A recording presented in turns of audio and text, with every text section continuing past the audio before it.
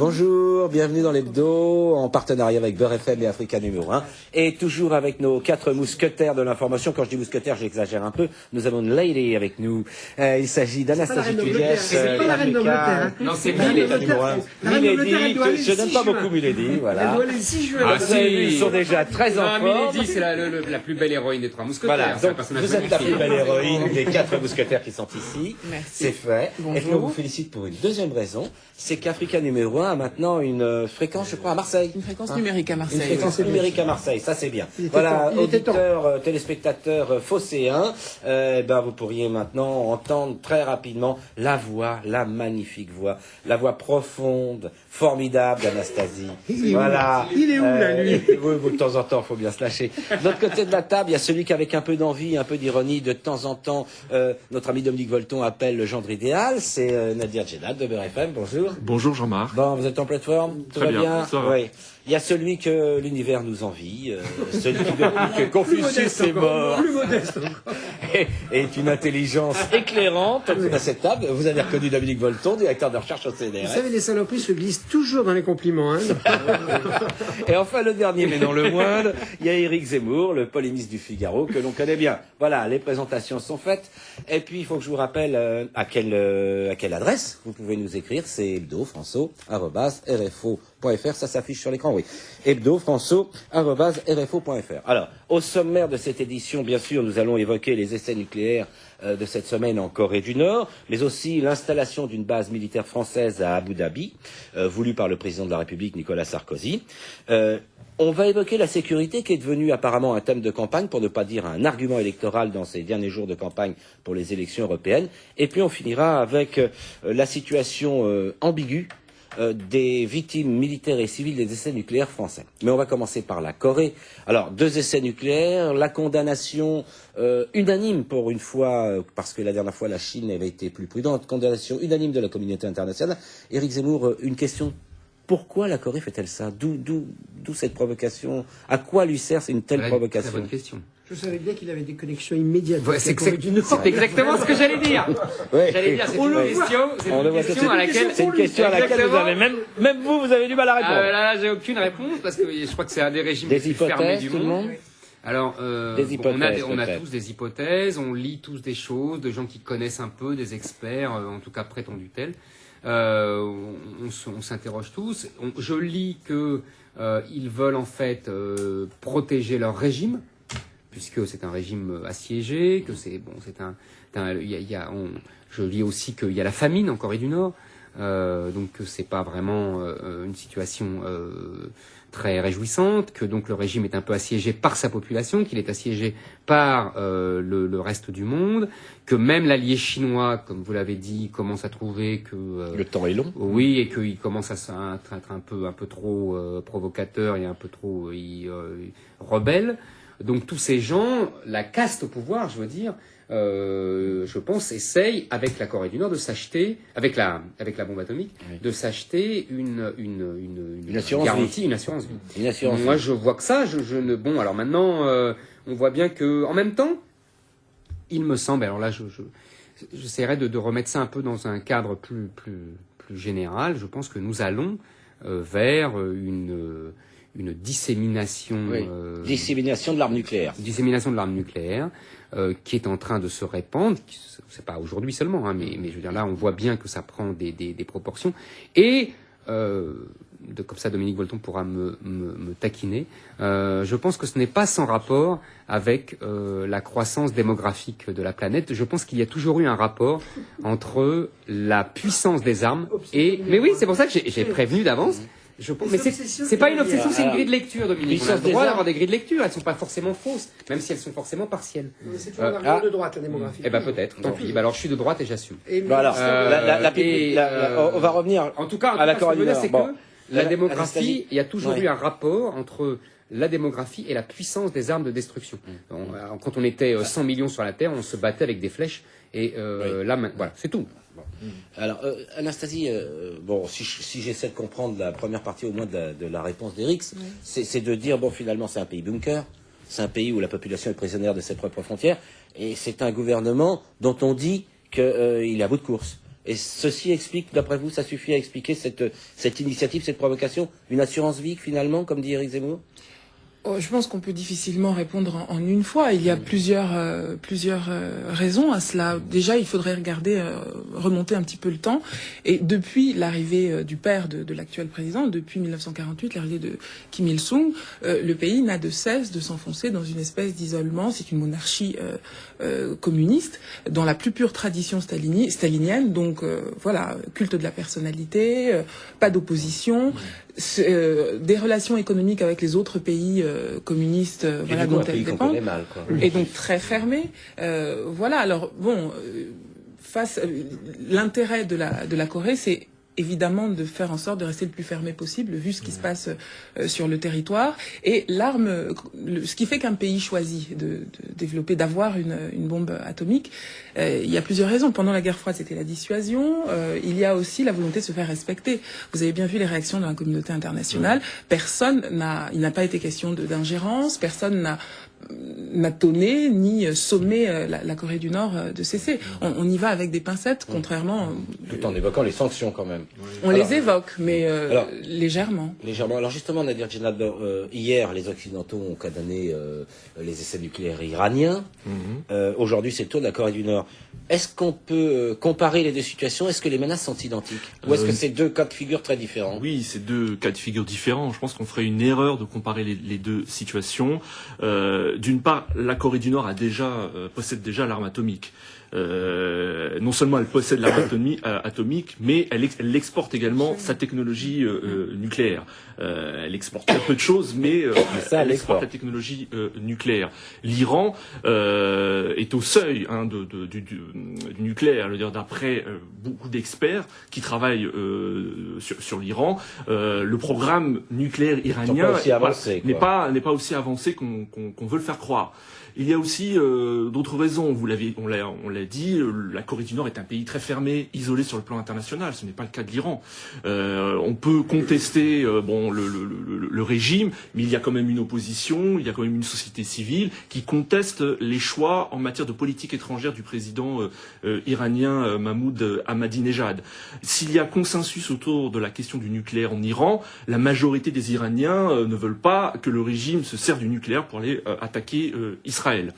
Je pense que la différence entre le comportement de la Corée du Nord et de l'Iran tient plus aux pays eux-mêmes et à leur regard contrasté sur leur identité. Je m'explique. L'Iran, par exemple, se considère légitimement comme héritier d'une grande civilisation. Donc elle dit, nous, comme nous sommes héritiers d'une grande civilisation, nous avons droit, et c'est légitime d'avoir l'arme nucléaire et d'être une puissance régionale. La Corée du Nord, c'est pas vraiment le cas. La Corée du Nord, on a le sentiment qu'à l'inverse, essaie de jouer un mauvais tour à la communauté internationale pour diverses raisons. Le régime nord-coréen est habitué à ce genre de crise internationale qu'elle provoque à dessein, et cela dans un but de faire monter les enchères et de négocier en position de force. Il y a des discussions, des négociations à 6 pays: la Corée du Nord, la Corée du Sud, la Chine, le Japon, les États-Unis et la Russie à ce sujet. Alors, Dominique Volton, avant de vous poser une question, je crois que vous vouliez la parole pour déjà réagir sur ce qui a été dit. Oui, moi je suis sûr que faut comparer, faut toujours comparer, parce que penser c'est comparer, mais les situations sont radicalement différentes. Et c'est vrai que la Perse, c'est après la Mésopotamie, la plus vieille civilisation au monde, avant les Égyptiens. Donc par conséquent, je suis tout à fait d'accord, c'est une grande puissance. Il faut regarder une carte et la géopolitique locale pour se rendre compte pourquoi c'est une vraie épine dans le pied, parce que vous avez la Chine, le Japon, et cette terrible guerre de Corée que nous, on a oubliée parce qu'elle a été sur le front asiatique alors que nous, on était sur le front occidental. Et donc, par conséquent, c'est vrai, tout le monde est d'accord, c'est un régime à bout de souffle qui essaie de perdurer, mais du coup, la question qui se pose, c'est est-ce qu'on va être capable de faire une police nucléaire mondiale? C'est ça. Parce que la tentation, ça va être évidemment l'émiettement du nucléaire. Et même si on a pu faire la persuasion nucléaire pendant la guerre froide à 2 blocs, c'est vrai que plus il y a de partenaires, plus le risque est énorme. Donc la question, c'est est-ce qu'on sera capable, dans le cadre de la mondialisation et de la communauté internationale, donc ça ne peut se faire qu'avec l'accord de la Chine. Donc d'une certaine manière, le monde multipolaire va reposer la question du nucléaire qui avait été relativement sanctuarisé, voilà, chercher le mot, sanctuarisé pendant la guerre froide. Et c'est vrai que c'est monstrueusement dangereux si des groupes terroristes, etc., peuvent l'avoir.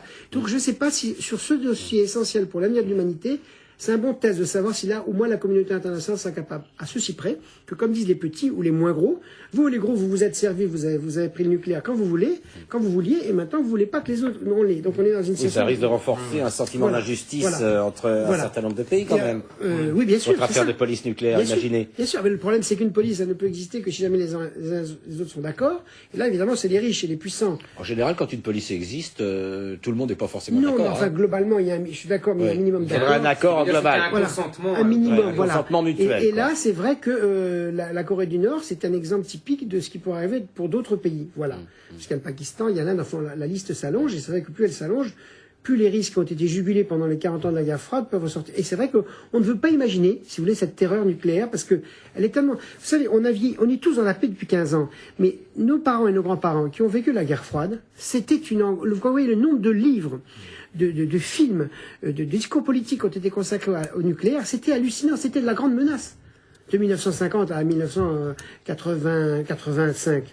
Et du coup, si ça redémarre, voilà, bon, c'est tout ce qu'on peut dire, c'est monstrueusement compliqué. Moi, j'aimerais ajouter que cet essai nord-coréen aussi est une provocation envers l'administration américaine de Barack Obama, parce que on se rend compte que la nouvelle administration américaine n'a pas défini de politique précise envers la Corée du Nord. Bon, elle a d'autres priorités. Il y a le conflit israélo-palestinien, il y a l'Iran, le réchauffement climatique, et là, la nouvelle administration va être obligée d'intervenir et de prendre une position sur le cas nord-coréen.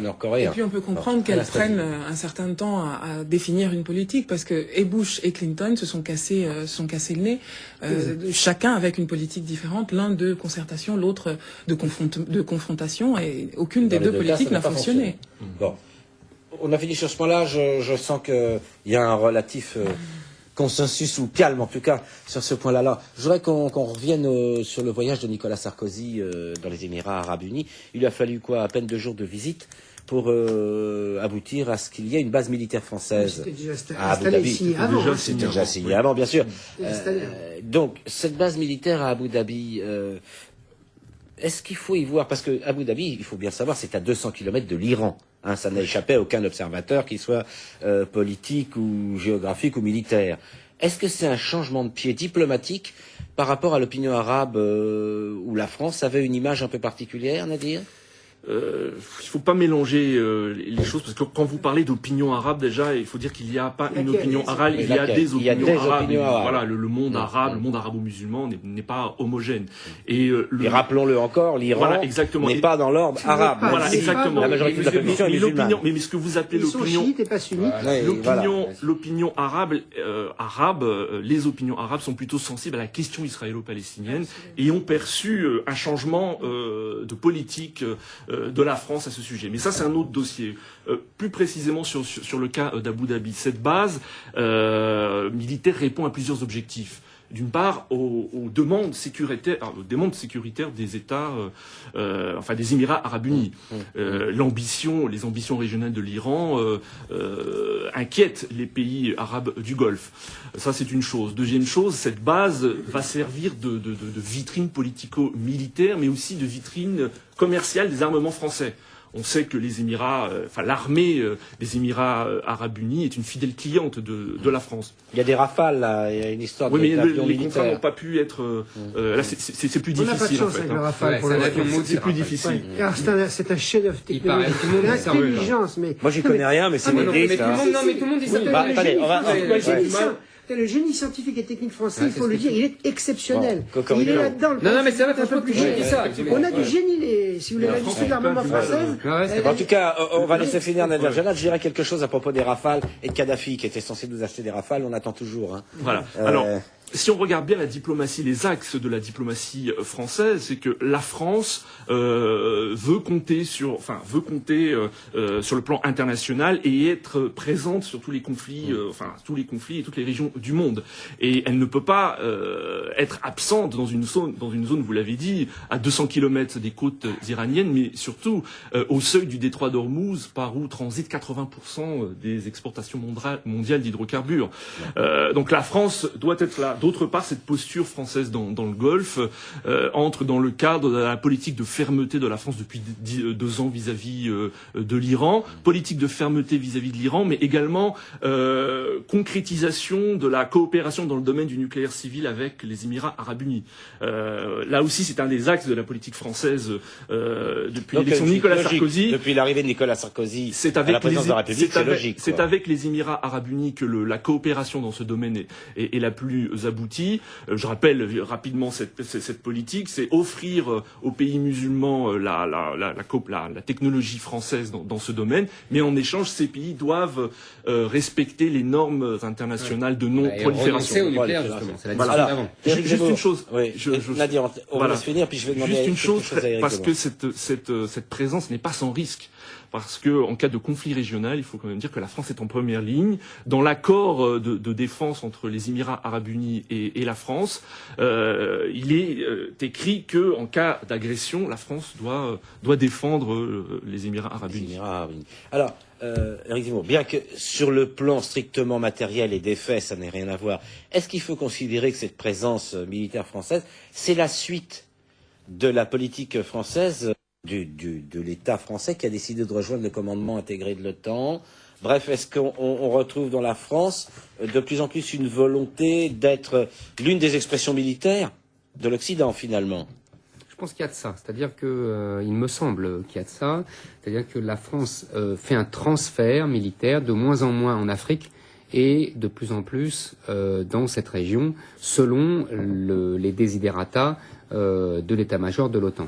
Il y a en plus une volonté, d'ailleurs on en parlait tout à l'heure avec Nadir, sur la politique iranienne, qui est d'affirmer une hostilité à Israël de circonstances, de parade, et qui en fait s'oppose beaucoup plus vigoureusement aux sunnites et à la domination de l'Arabie Saoudite sur le monde musulman. Je crois que la vraie rivalité, elle est là, et que l'armement nucléaire est dans ce cadre-là, on se comprend mieux.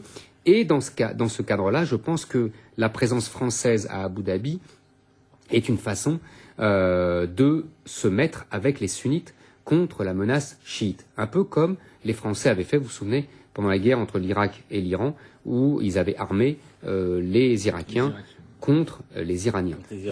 Donc là, dans ce cadre-là, c'est peut-être paradoxal, mais Sarkozy prend les patins de Mitterrand et de Chirac.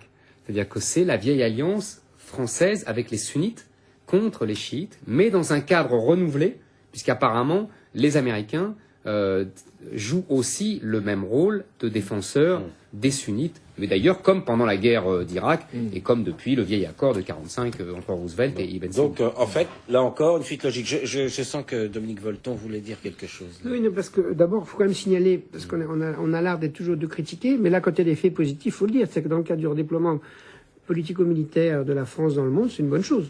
C'est une bonne chose parce que... Vous pensez qu'une base militaire à Abu Dhabi... Non, mais je pense que si vous voulez, on n'a pas intérêt à ce que les Américains soient les seuls sur zone, et les Britanniques y sont par tradition, donc je trouve que c'est plutôt bien qu'on y soit. J'ajoute que c'est une région qui est petite géographiquement comme l'Europe, mais avec des conflits violents. Vous ne préfériez pas qu'on y installe le Louvre ou la Sorbonne? On peut faire les deux. Comme toujours en diplomatie, dans la On peut faire les politique, deux. on peut les deux. Bah oui. Et moi, je connais très bien, j'étais voir la Sorbonne là-bas, on y fait le Louvre, on peut quand même simultanément faire de la coopération militaire. Quand même. Bien sûr. Même en général, ça va de pair. Je ne voyais pas comme ça. Mais... En général, ça va de pair. Attendez, Les Américains font ça depuis défendre- 50 ans. Oui, les Américains. Bah oui, mais alors... Défendre les armées, Oui. c'est quand même la condition de la paix, quand même. Hein. On peut pas croire qu'il y aura de paix sans armée, quand même. Même si, hélas, Si tu veux la paix, prépare la guerre. Non, pas forcément. Non, pas forcément. Soit capable de faire la guerre, c'est souvent des conditions pour préserver la C'est paix. dissuasif. Dominique, quoi. Oui. ce que j'aimerais, c'est qu'on ait une Alors, discussion 2 minutes. Non, 2 minutes. Parce Oui, que mais c'est le lien entre le départ de l'Afrique et... Et moi, je crois qu'il y aura fromage et dessert, là aussi, comme souvent. C'est-à-dire qu'on se redéploie sur le C'est prochain pas ce qui Moyen-Orient. est expliqué. Oui, Voilà, attendez, mais pour on l'instant, va nos écouter- accords de coopération Éric Zemmour, on va militaire, écouter ce que veut dire les Dominique. accords de coopération militaire avec les pays de l'Afrique subsaharienne ne sont pas arrivés encore à expiration. On va sûrement les réduire un peu, mais la France n'a aucun intérêt, surtout compte tenu de l'arrivée de la Chine sur l'Afrique, de se désengager complètement. On est bien- Parce on que est par bien définition, d'accord. C'est ce que je voulais dire. L'Afrique est le continent de la fin du XXIe siècle, le plus grand bassin de la francophonie, donc on n'a surtout pas... Enfin, si c'était pour se tirer de là, pour se mettre là-bas, ce serait une erreur. Eh ben voilà, c'est ce que je voulais dire. les deux.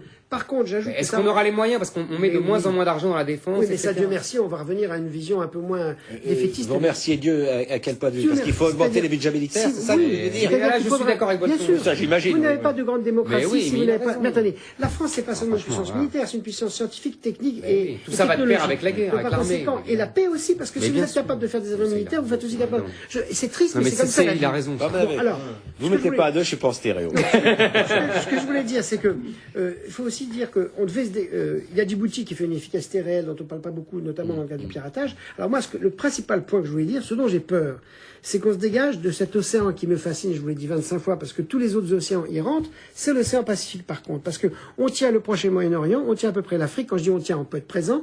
On peut être présent sur l'océan Indien via Djibouti, mais la question principale, c'est qu'est-ce qu'on fait sur l'océan Pacifique? Et là, franchement, comme je l'ai dit plusieurs fois ici, c'est pour un moment-là qu'il y aura des risques de conflits nucléaires du XXIe siècle, parce qu'il y a les ressources naturelles, parce qu'il y a les grandes puissances. Donc la question qui se pose, c'est il faut que la France reste puissante. Et nous y sommes militairement déployés sur la Nouvelle-Calédonie et sur la Polynésie.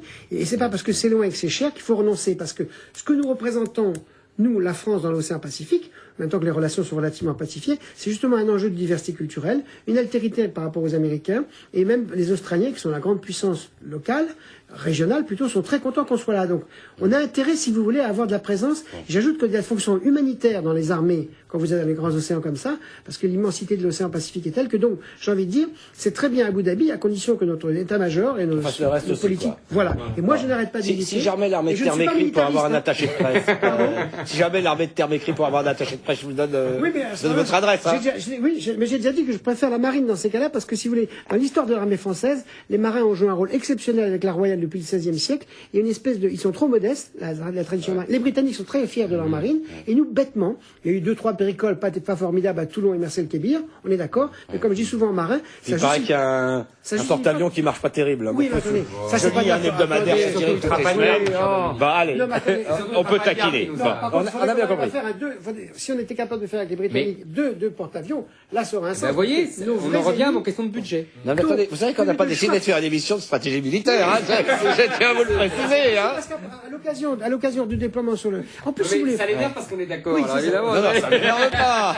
Non, pour une fois, mon Dieu. Attendez, Suis-je tranquille? Ce que je veux dire en plus, c'est. Moi, je ne sais pas, je ne suis pas spécialiste de la zone proche et moyen-orientale, mais je pense que pour des pays qui sont en quête de légitimité, le fait qu'une grande puissance comme la nôtre y installe une base militaire, c'est aussi quelque chose de l'ordre du respect. Il faudrait qu'on ait la même démarche dans des pays moins riches et qui, d'une certaine manière, du point de vue des civilisations, sont aussi importants comme le Pacifique. Moi, juste, Nadia, j'ai une pour question à aller poser à dans- Anastasie. J'ajouterais un mot pour aller dans le sens de Dominique, c'est que les Émirats Arabes Unis sont aussi demandeurs sont demandeurs de garanties extérieures en matière de sécurité face à l'Iran. Donc il y a les États-Unis effectivement, mais là la France aussi a rejoint ce dispositif, on va dire occidental.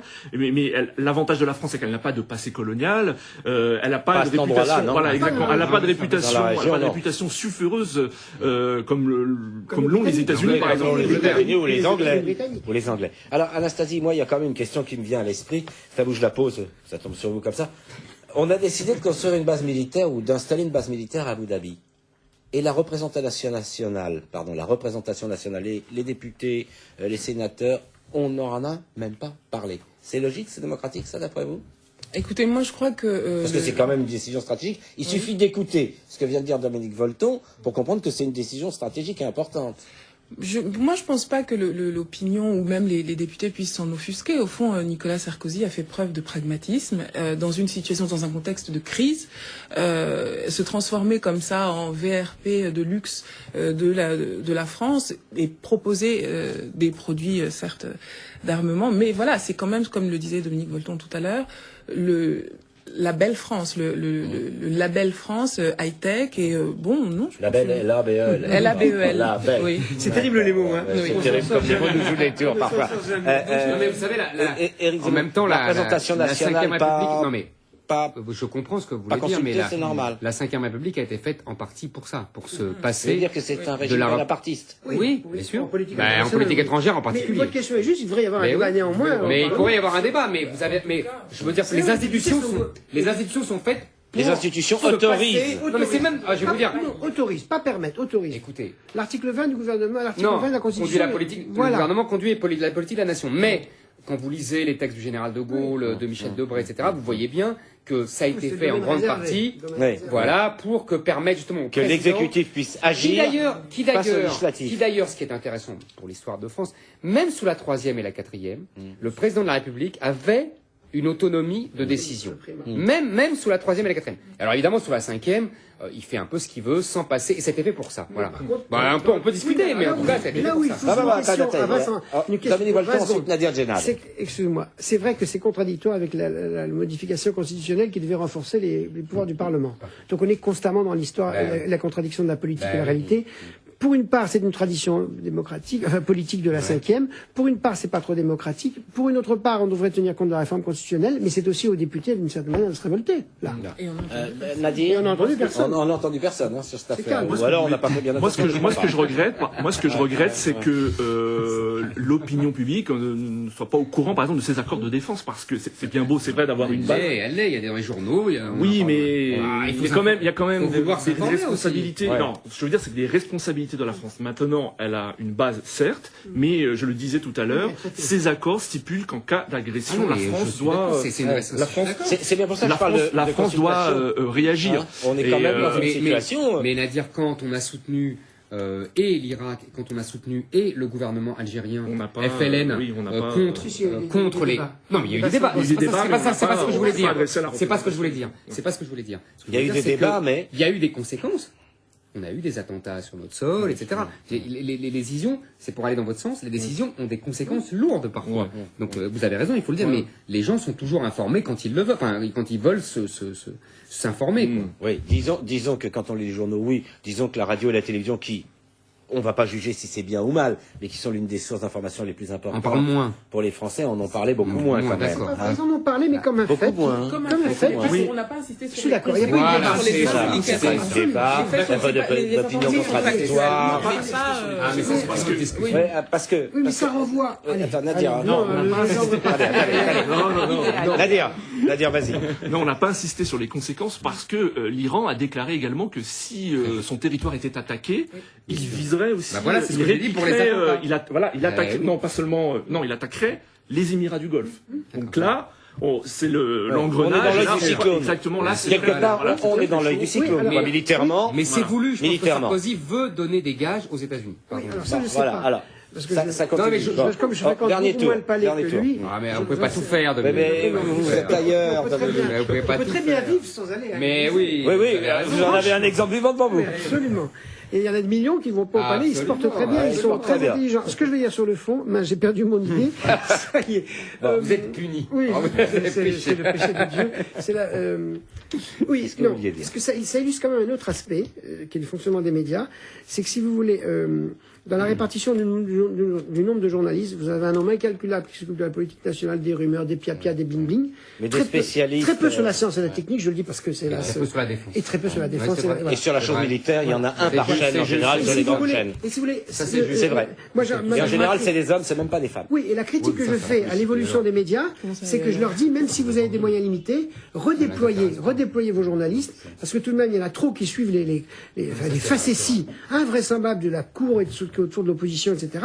Et rien sur les enjeux de la mondialisation, rien sur les enjeux de la science. Il y a ce La qui- France à l'étranger. Soyons honnêtes jusqu'au bout, même sur une chaîne de télévision, il y a ce qui se vend et ce qui se vend moins bien. Non, mais attendez. Même ça, en c'est matière pas- d'information. Non, attendez, C'est une Attendez, constatation. Hein, Stop, la grandeur du journalisme, c'est de passer par une logique de l'offre et pas par une logique de la demande. vrai. C'est-à-dire, si on Dans se met à l'idéal, faire, Dominique, si on c'est se vrai. met à faire de l'information en fonction de ce que veulent les gens, à ce moment-là, ça fait que du people. bien sûr. Mais je suis d'accord, mais c'est ce qui se passe Mais d'ailleurs. c'est peut-être Eh ben oui, bah, c'est ça. peut-être l'une des choses qui devrait nous donner l'idée de balayer devant notre porte. Absolument. Oui, et de dire, mais tout le monde doit s'y mettre pour qu'il y ait une répartition plus égale des intérêts intellectuels pour comprendre la mondialisation. C'est juste. Dominique, vous, conseil d'administration de France Mais- Télévisions, vous allez pouvoir en Mais je parler n'ai à Patrick aucune Baccarolis. influence. Mais j'ai beau le Aucune dire. influence. J'ai beau le Bon. dire, un scientifique, hélas, n'a aucune influence. Bon. Pourtant, je le dis nettement.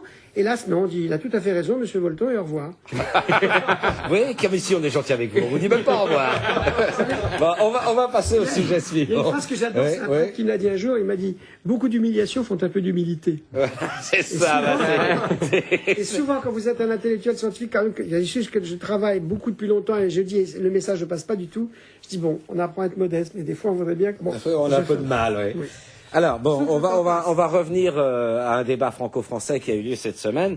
On a l'impression que la sécurité revient, mais vraiment à grande force, et justement dans les médias entre autres, mais aussi dans les initiatives gouvernementales. Il y a eu Xavier Darcos qui a parlé de la fouille nécessaire des élèves. On a même parlé d'éventuels portiques électroniques. Et puis il y a eu le discours de Monsieur le Président de la République qui a rappelé que on ne pouvait pas accepter la situation. Alors bon, est-ce que c'est une bonne réponse à une vraie question qui se pose en ce moment, Anastasie? Écoutez, moi je pense que l'école est depuis sa création au cœur de la République.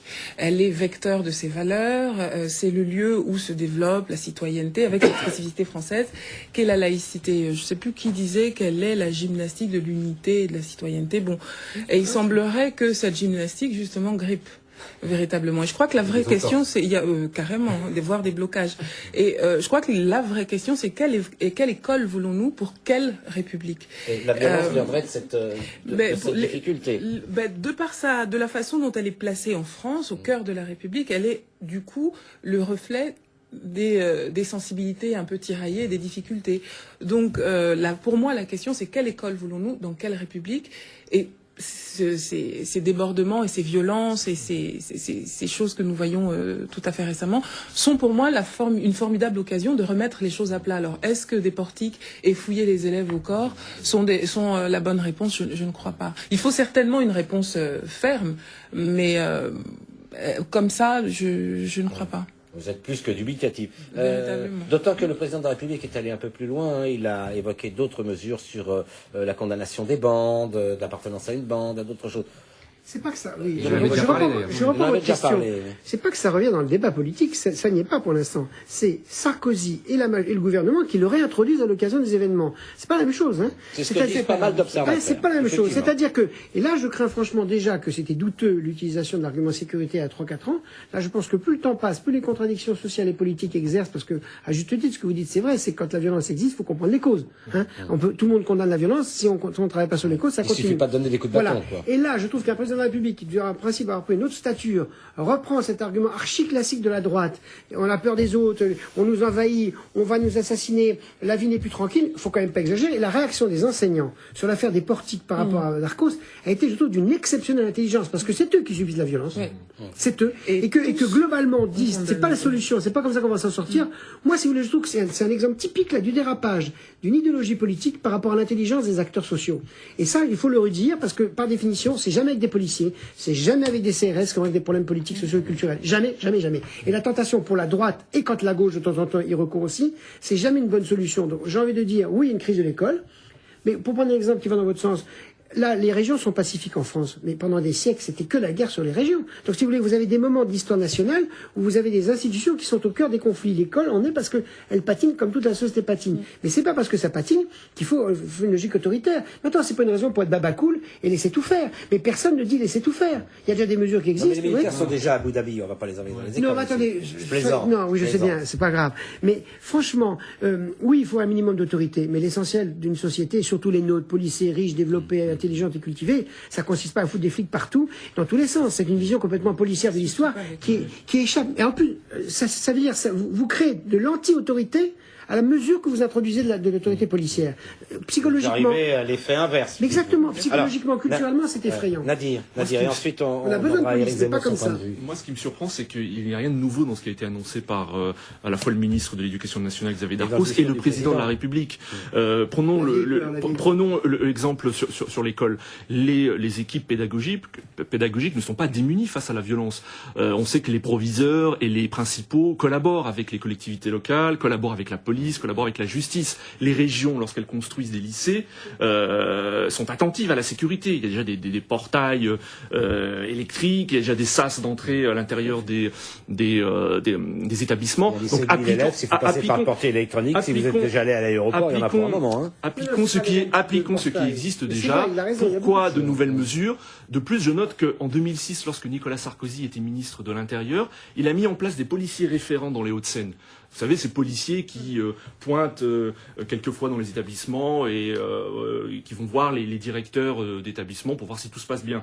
Mais pourquoi ça n'a pas été généralisé? Pourquoi c'est resté uniquement localement? Parce que Pourquoi ça n'a pas été généralisé? Chacun sait que les Hauts-de-Seine, c'est un des endroits les plus dangereux de la France, c'est bien connu. Donc, Ça dépend où. hein. Est-ce que Mais- l'école est le Ah, lieu 70%. vraiment où la police doit Bien se sûr. déployer? Moi, c'est vraiment... Attendez, on va entendu la c'est question une bonne d'Anastasie. question anthropologique. Faut tout ne pas oublier que des violences, il y en a. absolument. Bah, Les profs qui les subissent. J'introduis, si Ce sont j'ose les dire. profs- Ce sont les profs qui les subissent et ils devraient être les premiers à les réclamer. Ouais. Non, mais C'est des profs qui Absolument. n'en veulent Alors, pas. on Ils n'en va veulent donner jamais. la parole à Éric Zemmour. Donc, et alors, il on va va dire que les faire un profs tour. sont des idiots, sûrement, avec les policiers. Laissez-le dire ce qu'il a à dire plutôt que ne traduisez Il a pas. dit que le bac 68 ne valait rien, sympa pour Ouais, ceux qui c'était ne- ça, c'est la pour- vérité, ça. Pour certains. Mais vous n'en savez rien, vous n'étiez pas.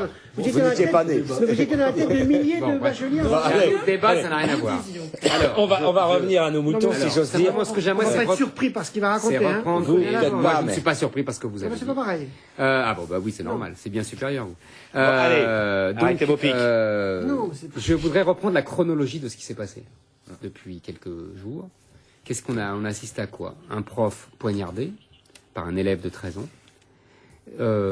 Une attaque d'un fourgon de police à l'arme de guerre, la Kalachnikov. Ça n'a rien à voir. Si. On va laisser Ça fait faire tout à boire. Ah bon, d'accord. Ah bah, excusez-moi. Tous ça les faits de paraît- violence sont sur le même tapis. Ah on ben, le sent. excusez-moi. Là, c'est quand Excusez-moi, même oui. une loi sur la sécurité. Enfin, un gosse de 13 ans, c'est pas un délinquant. Non, Dominique Volton, Enfin, on va ah laisser oui. terminer. Un gosse de 13 ans qui C'est là poignarde, qu'il fait le poignarde délinquant. ce prof, c'est Bien pas... sûr, c'est là. pas l'âge. Mais C'est on là compare qu'il pas fait des le choses délinquant. comme ça. Ah, mais moi, je compare. Ou alors vous pouvez faire des litanies comme ça. Mais sans moi, fin. je fais des litanies. Alors, on va laisser Mais terminer et on va refaire un deuxième tour de parole. Allez, Voilà, avec mes petits perdons pas moyens. de temps. Donc, C'est il y a bien eu, d'être modeste. il y a eu une, Petit moyen, une accumulation C'était ironique. de faits. Alors, évidemment, qui s'accumulent depuis des années, que personne ne veut voir vraiment, c'est-à-dire qu'il y a une dégradation terrible. Tous les gens qui y vivent le disent. Quand Et ils à 10 jours peuvent- des élections, quand ils tout d'un peuvent- coup, il y a Non, plus non, d'aggravation. Attendez. Non, il y a une aggravation spectaculaire médiatique.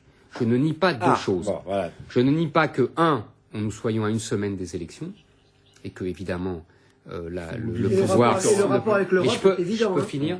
On va laisser terminer. Deux, que nous sommes dans la stratégie classique de Sarkozy et d'autres hommes au pouvoir de maîtrise de l'agenda médiatique. C'est-à-dire que, pour une fois... Donc d'utiliser. Donc pour une fois, c'est l'actualité qui s'est imposée à Sarkozy avec tous ces faits il l'attire que je viens de... pour ça. Attendez. Mais laissez Donc finir. justement, pour ne pas se laisser imposer par l'actualité et par les faits, il est obligé d'en rajouter médiatiquement pour reprendre la main médiatique, si j'ose dire, parce que il faut pas oublier qu'il a été élu sur La question de la sécurité. la question de la c'est l'un des- sécurité, des sécurité, principaux arguments, immigration, Attendez, en partie, sécurité, on immigration, sait pas. identité nationale. Il est Quand élu même. là-dessus. Non, attendez, oui, c'est un thème, mais on ne sait jamais finalement pourquoi les gens ont voté. En tout Oui, cas- ça fait partie. Oui, oui. Voilà. D'accord. Disons que c'est l'un des D'accord. arguments Des phares de arguments la majeurs. campagne. Ouais. Bon, Voilà. c'est alors, tout. Donc, il est en train de perdre la main parce que jusqu'à présent, il y avait un débat entre ceux qui disaient les chiffres baissent, c'est lui qui disait ça, de la délinquance, mais ceux qui, mais c'était vrai, mais simplement les chiffres de la violence, de violence plus grande, la violence était de plus en plus grande. En gros, il y avait la violence physique était plus grande, Et même les- si le chiffre global de la Voilà. délinquance baissait. Pour que tout le Là, monde comprenne maintenant, bien. en plus, On avait des observations sur du durée trop court, c'est le problème des politiques. Je suis d'accord, je suis d'accord. Qui sur 2 ans disent des Je choses. suis alors- d'accord. Alors, on Je va suis laisser d'accord. Éric Parce Zemmour que pour finir. faire un délinquant, Parce que- c'est 20 ans Je suis d'histoire. d'accord, là. je suis d'accord. Alors. Donc là maintenant, non seulement la violence devient de plus en plus forte parce que quand même attaquer, tirer sur les flics avec des kalachnikovs, avec des armes, je veux dire, ça monte de plus en plus, quoi qu'on dise. Hein. Et donc, en plus, les chiffres sont de plus en plus mauvais. Ils vont avoir des mauvais chiffres. Sarkozy lui-même l'a reconnu. Donc même les chiffres officiels vont être mauvais. Donc il essaye de montrer aux gens qu'il reprend la main et qu'il ne renonce pas à ça. Alors il y a des effets d'annonce, je suis d'accord. Moi je crois au contraire de vous trois qu'on ne réglera ça que par la répression. Je ne pense qu'il n'y aura pas d'autre solution, que c'est trop tard. Donc je pense qu'il va y avoir de plus en plus des affrontements terribles. On ne réglera ça que comme ça, que la société française et les élites françaises le refusent. Et que ça fait 20 ans qu'elle le refuse parce que ça se dégrade terriblement depuis 20 ans. Vous pensez qu'on est allé trop loin et que maintenant il ne reste plus que la force aveugle et bleue. Exactement. Moi c'est clair. Anastasie qui n'a pas encore pris la parole et ensuite Dominique Volton et Nadia Je Diallo. voudrais une Anastasie. précision. Qu'est-ce que vous entendez par aller trop loin? On a été trop loin. C'est-à-dire que la dégradation est terrible. Dans certains quartiers, les bandes ont pris le pouvoir. C'est-à-dire Est-ce qu'aujourd'hui... que les bandes ont pris pourquoi le pouvoir ou bien l'État a reculé? Les deux. Mais aujourd'hui, de toute façon, par exemple, pourquoi ils tirent sur les flics? Moi, les flics expliquent très bien. C'est parce que... Depuis toujours, hélas. Non, mais là, c'est avec des vraies armes. Mais oui, mais... Dominique. Pourquoi tire-t-il sur la police? Non, c'est la même chose. C'est la même chose. L'avis recueilli par... Excusez-moi, les gamins qui poignardent un prof, s'il qu'est-ce vous que plaît. c'est d'autre que du banditisme? Excusez-moi, attendez, on est dans un délire profond. Attendez. Là où il y a un désaccord de fond. Vous savez qu'Anastasie avait la parole, Dominique. Oui, mais elle a commencé par... Excuse-moi. Personne ne nie un fait. Tout le problème dans l'analyse, c'est la corrélation que l'on fait entre un fait et une analyse. Personne ne nie les faits qui sont passés. D'autres disent, attention, c'est un signal d'alarme. D'autres disent, attention, c'est la catastrophe. C'est là qu'il y a le désaccord. Moi, je dis que c'est une accumulation de mais des bon, années. alors, Anastasie, on a entendu votre échange. On a entendu votre échange. On va laisser Anastasie. Vous avez raison. On n'est pas au Brésil, on n'est pas à l'Afrique du Sud. On est On n'est pas d'accord. aux États-Unis. On est La d'accord. violence y est moindre. On est d'accord. On est 10 fois moins violent ici qu'aux On est États-Unis d'accord. ou au mais Mexique. On est tout à fait Donc, il faut d'accord. relativiser quand On même. est bien sûr, mais par rapport à il y a 20 ans, Attendez, par rapport à il y a 20 ans, c'est terriblement aggravé. S'il vous plaît, messieurs, Anastasie va terminer, ensuite on va passer la parole je à suis beaucoup Nadir. moins pessimiste qu'Éric Zemmour sur ce sujet. Il y a effectivement un réel problème, mais moi je pense que les solutions apportées n'en sont pas.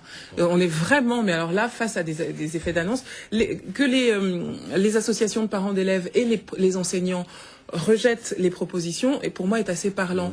Je disais que au départ que l'école est véritablement le lieu où on apprend la laïcité, la citoyenneté, et je crois que c'est là que le bas blesse. C'est qu'il y a vraiment un problème avec tout ce qui fait le fondement de la République, ce qui fait... J'ai entendu Xavier Darcos parler de sa volonté de sanctuariser l'école, d'en faire un lieu où voilà, les couteaux restent d'un côté et le savoir est de l'autre. Je ne sais pas si c'est une bonne façon de penser les choses. Je crois que justement l'école souffre d'avoir été isolée de la vie des gens. On habite dans la cité. Mais sinon, je veux bien encore lui passer la Dominique parole, mais Volton, à chaque fois. Dominique Volton. Mais après, vous laisserez Nadir Djenad s'exprimer. Bon. Il n'y a pas de continuité entre ce que certains élèves vivent et ce qui se passe à l'école. Bien sûr. Heureusement, mais heureusement. Attendez, Là où ils vivent, c'est la voie de la bande. Heureusement, c'est pas la continuité. Mais allez, Pas un que. peu. C'est Pas sympa que, ce que dit vous dites. Anastasie. C'est sympa ce que vous dites pour des milliers de gens qui vivent dans des situations comme ça, qui ne disent pas une seconde ce que vous dites. C'est pas vrai, c'est eux qui le disent justement. Pas du tout. Allez, discuter avec les maires. Bah oui, justement. Bah justement. Droite ou de gauche d'ailleurs. Justement, Ce que je veux dire, justement. attendez, permettez, Alors, je veux dire deux choses. C'est ce que je fais. La C'est première, justement ce que je fais. non, c'est pas de discuter. Dominique Volton, La allez-y. première chose que je voulais dire, c'est que quand il y a des faits de violence, c'est ce que l'histoire approuve, les sciences humaines, le sentiment, l'expérience. La violence, elle a des causes. Et quand vous avez quand même l'échec de la politique urbaine, la ségrégation et la ghettoisation depuis 30 ans dans presque tous les pays européens, hein, vous avez là les ferments principaux, les inégalités, le fait que les gosses ont eu toutes les informations, parce que je reviens toujours sur mon sujet, pour savoir que les inégalités sont effrayantes aujourd'hui, que l'ascenseur s'est mis en panne de la promotion, que l'intégration républicaine n'a plus marché, qu'on n'a pas tenu compte de la diversité culturelle. Donc vous avez une accumulation de choses qui fabriquent de la violence. C'est la culture de Vous permettez l'excuse. Vous permettez C'est tout Ça, c'est la première chose. C'est pas moi, c'est universel. Non, bah oui, Vous c'est permettez universel dans la culture de Après, l'excuse vous de tous les permettez sociologues et de tous les un peu pseudo-spécialistes. plus de mépris quand Eh ben on voit, oui, quand on voit le génie de ce que vous écrivez. oui, ce que vous faites. allez, Un peu plus de mépris. Allez, Dominique Vous Volton. permettez Dominique Non, mais on Volton. peut dire Après toujours ce des conneries. constat, que voulez-vous dire? Ça veut dire que quand il y a de la violence dans les villes et dans les banlieues, il faut savoir pourquoi ça vient et on fait les causes assez vite sur 30 ans, d'une part. D'autre part, quand vous avez une crise économique basée par l'effondrement du capitalisme spéculatif depuis 2 ans, et que les mêmes adolescents le savent, et qu'il y a la crise des familles derrière et que la crise de l'école derrière, je ne dis pas que c'est excusable, je ne dis pas que c'est explicable, mais on comprend pourquoi ça surgit. Et donc par conséquent, l'idée, c'est pas de sanctuariser l'école, c'est effectivement de se débrouiller pour que la solidarité de la société soit suffisamment forte pour qu'on soit capable, d'amortir une crise économique et financière, de faire payer les responsables, qui pour l'instant, il n'y en a aucun qui a payé, et qu'on soit capable de s'attaquer pour de bon à cette question qui est folle dans l'ensemble des pays européens, c'est que nous avons une urbanisation qui n'est pas contrôlée avec plus de 80% des gens qui vivent dans les villes, et que du coup c'est un échec sur 50 ans. Donc si vous voulez, il y a des causes factuelles, précises, et ce qui est insupportable dans la politique, c'est quand on ne veut pas faire ces analyses, c'est pas la responsabilité de la droite ou de la gauche en particulier, hein, c'est tout le monde, qu'on n'est pas capable de faire ces analyses-là, et qu'on fait des logiques de bouc émissaire pour susciter la peur et pour faire des choix politiques. Donc Voilà, la il nous prof reste qui s'est fait une- poignarder, le responsable, c'est la bourse qui s'est effondrée. Non, mais c'est quand même... c'est peut-être un raccourci un peu rapide. Excusez-moi, un peu mais je facile. résume exactement ce qu'il Bon, dit. alors, on va laisser Nadir s'exprimer. Tellement Je vous rappelle, écoutez, s'il vous plaît, s'il vous plaît. excusez-moi, mais- Il Moi, nous ce que je reste regrette, 8 minutes d'émission. S'il vous plaît, il nous reste 8 minutes d'émission et je voudrais qu'on parle un petit peu des victimes des essais nucléaires. Donc je voudrais qu'on... Je vais essayer d'être on laisse la rapide, mais ça parole va à être Nadir. difficile sur un sujet comme ça. Il y a beaucoup de choses à dire. Premièrement, moi je regrette que on ne fasse pas de distinction entre ce qu'on appelle la délinquance, la petite délinquance, la grande délinquance. Vous avez parlé. Non, c'est pas vrai. Mais Non, ils passent c'est de pas la l'un- même ils chose. passent de l'un à l'autre. Mais non. Et ils travaillent les uns pour Les les juges. autres. D'accord. On va- C'est vrai que c'est très grave. Ben, Un jeune de 13 ans oui. a poignardé son Bah professeur. oui, bah, D'accord. Mais s'il vous plaît, tous les Mais pays les du monde, juges- hein, hélas. un petit peu de discipline. Bien Est-ce que vous auriez la gentillesse de laisser Nadir Quand on s'exprimer? était petits, ça arrivait tous les jours. Parce que je me souviens très bien quand on était en France, ça arrivait tous les jours. S'il vous plaît, s'il vous tous les plaît. jours. Là, vous savez que le téléspectateur n'entend plus rien parce que vous êtes tous à parler en même temps et jusqu'ici, c'est à moi de donner la parole et je la donne à Nadir Djenad et soyez gentil. Merci respectez-moi beaucoup, ça. Jean-Marc Bramy. Non, ce que je disais, qu'il y a des juges, des policiers, des syndicats de policiers qui disent que la réponse appropriée, la répression n'est pas une solution pour des enfants, même si l'acte est très grave. Et je suis d'accord avec vous. Maintenant, concernant le fait qu'une voiture de police a été attaquée par une arme de type Kalachnikov, mais là, pour moi, cela relève du grand banditisme. Et ce que je veux en venir, c'est que moi, j'ai le sentiment que les gouvernants, parce que je pense que ce gouvernement n'est pas seul responsable, lutte plus contre la petite délinquance et la grande délinquance et le crime organisé. Est-ce que vous savez, la crime, bien entendu, les mafias, le crime organisé, la lutte contre le crime organisé, c'est clair que c'est moins médiatique qu'incendier un bus ou qu'agresser un professeur, mais le crime organisé est beaucoup plus meurtrier et dangereux que le monde. Moi, j'ai une question à poser. Ce que je souhaiterais, c'est que le gouvernement mette autant d'ardeur à lutter contre le crime organisé. Mais de sauf façon que moins c'est spectaculaire. lié, c'est des Éric Zemmour. conquêtes de territoire. J'aimerais vous poser une Qui repose question. sur le trafic de Mais non, drogue. mais non. Et les Bah, uns putain. sont au service des Mais autres. Il nous reste très peu de Il y a une temps. disproportion énorme. Il faudrait Il nous qu'on reste parle très peu de temps et j'aimerais, je crois qu'on ne viendra pas à bout du désaccord qui existe Parlons des militaires. entre vous. Oui, mais avant de parler des Irradiés. militaires, j'ai quand même une dernière question Ah bah non, à poser. alors, faudra savoir. Bon, alors, Ah bah mais oui, si vous allez non, voir. non, M'interrompez pas, on perd du temps. Non. Si Éric Zemmour refuse de répondre à une question, c'est bien ça, mais il ne connaît pas la question. Est-ce que c'est pas à double tranchant l'attitude du président de la République? Parce que, à force de nous dire la sécurité, il a été ministre de l'Intérieur. Bien sûr, Il est ça peut président se de la retourner République. contre lui, évidemment. On va Mais lui oui, dire que c'est son on parle de bilan. son bilan. Évidemment, mais on est d'accord. Mais c'est bien pour ça qu'il c'est reprend la une main. question. Non, Mais- c'est pas. Attendez. Moi, évidemment, c'est pour éviter. Si on fait un tour évidemment. de table à toute vitesse, Oui. À je toute dirais vitesse, que- à toute oui. vitesse, je dirais que l'effet boomerang, il ne faut jamais le sous-estimer. Qu'en politique, le temps se fait dans la durée, et contrairement à ce que pensent les sondages d'opinion et les médias, c'est pas dans ce temps que ça se fait là. Et quand vous dites qu'il faut qu'ils reprennent la logique c'est des lui qui médias, dit ça. oui. Mais peu importe que ce soit lui ou un autre, au bout d'un moment, ce que ne comprenne pas un acteur politique, c'est que si la confiance et le lien s'est coupé, quelle que soit la force, peut plus le remettre. Il peut plus le remettre. Et là, si vous voulez, c'est pas parce qu'il refait la même confiture dans le même chaudron que ça va marcher. Dominique, vous avez raison, sauf que les autres ne sont pas crédibles. Mais c'est un- c'est un Ah ben non, mais autre c'est important. Donc Ils sont les pas gens crédibles disent, sur ce il a terrain-là. échoué, mais de toute façon, c'est le seul. les autres ne sont pas crédibles, donc il n'y a plus. Voilà. Non, mais peut-être. je On pense verra que ça sur là, l'Europe la on a semaine fini prochaine. sur une Oui. observation politique intéressante. On va pas continuer ce débat parce que on pourrait continuer indéfiniment. Les Je voudrais irradiés. qu'on Les vienne aux irradiés. irradiés. Alors, je rappelle les faits. La Cour d'appel vient de rejeter les demandes d'indemnisation de 5 militaires vétérans exposés aux essais nucléaires français. Motif, les faits sont trop anciens. Bon, Éric Zemmour, vous n'avez pas l'impression que la France, oui, c'est encore vous, aujourd'hui. Dominique Volton a la parole tout de suite. Bon, je vous la donne, je pose. Attendez. Vous n'avez pas l'impression que la France, quelque part, a du mal avec sa propre histoire et les conséquences de sa propre histoire? Mais, Parce que les faits sont trop anciens. Franchement, C'est ça comme on ressemble à un appelle- c'est argument pervers, d'un c'est pervers. cynisme. Bien sûr, c'est pervers, c'est tordu. Mais comment les incohérences françaises sont incroyables là-dessus. On a plutôt, par rapport aux autres puissances nucléaires britanniques et américaines, on a l'agence de Vienne qui s'occupe de la dénucléarisation, nous donne plutôt de très bonnes notes. Globalement, on a fait un superbe effort en 40 ans. C'est évident, hélas, qu'il y a eu des bavures. Je ne comprends pas comment l'armée française et l'État français ne reconnaît pas évidemment qu'il y a eu des soldats irradiés au Sahara et évidemment à Mururoa. Moi, j'ai été sur le site de Mururoa. C'est extrêmement impressionnant parce que si vous voulez, on vous dit baignez-vous dans le lagon, etc. Tout le monde se baigne. Il y a des observations, des capteurs partout. Mais c'est sûr que des travailleurs ont été irradiés et des militaires aussi. Donc ça grandit une démocratie de dire on a pris des risques. On ne pouvait pas tout savoir à l'époque, et naturellement, on fait des traitements médicaux ensuite, et on le reconnaît. Donc je ne comprends même pas comment l'État a mis autant de temps. C'est comme dans un autre secteur aussi tragique, que l'État français n'ait pas indemnisé tous ces militaires venus d'outre-mer faire la guerre de 14 et la guerre de 39-45, à qui on n'a pas donné les mêmes pensions militaires que les soldats français. Donc, en fait- c'est inadmissible. Donc ça, c'est une erreur. Et alors, si pour le coup, si le président de la République a un intérêt général pour la grandeur de la France, la grandeur des armées, l'intérêt, il faut qu'il trouve le moyen, lui et son gouvernement, de contourner cette décision et de faire les enquêtes. il y a une loi en préparation. Bien sûr. Mais attendez, ça va être trop tard. J'allais dire, Ils c'est seront le juge qui a décidé ça. Bien sûr. C'est pas l'État en Le l'occurrence. juge, Alors, le juge, dans ces Eric cas-là, il Zemmour. n'a pas beaucoup d'indépendance. Vous le savez comme moi. Sur un secteur Eric comme ça. Zemmour. Mais d'accord, qui est secret d'accord, il est sous pression, c'est vrai. Mais, Eric Zemmour, mais il bon, pense aussi c'est quand qu'il même faut une d'accord. loi Il est sous soit- pression. Qui remette ça en cause. il faut qu'on examine, qu'on mette à plat. Dominique, s'il vous plaît. Il me semble que Qu'on mette le à sujet est très difficile, effectivement. Je pense que l'État, qu'est-ce c'est vrai qu'il que y a l'État français, l'État français est toujours un peu pingre quand il s'agit de réparer. On a vu pour l'amiante, on a vu pour des choses comme ça. C'est vrai que on se dit toujours que ça c'est l'histoire de Cordon de la Bourse, quoi. Voilà, exactement, c'est l'administration vulgaire. française. Non, non, mais C'est je dis, vulgaire. je Ouais, dis non, pas, mais je il dis pas que c'est explique, bien. il dit pas qu'il est- que c'est bien. J'essaie de comprendre. Je dis pas que c'est bien. Par ailleurs, on dépense beaucoup d'argent dans plein de choses. Mais je suis d'accord, je suis Ouais. d'accord. Beaucoup de bling-bling. Je suis d'accord, mais j'essaie de comprendre. C'est une tradition de la bureaucratie française, de l'administration française, d'être un peu politique. pingre pour réparer. Réparer les bon, maintenant, c'est vrai qu'il y a des, bon, en même temps, j'imagine qu'ils craignent d'ouvrir une boîte de Pandore et de multiplier comme ça, Cela dit, il jusqu'à semble que les plus soif. vétérans ne soient pas si nombreux. Non, hélas.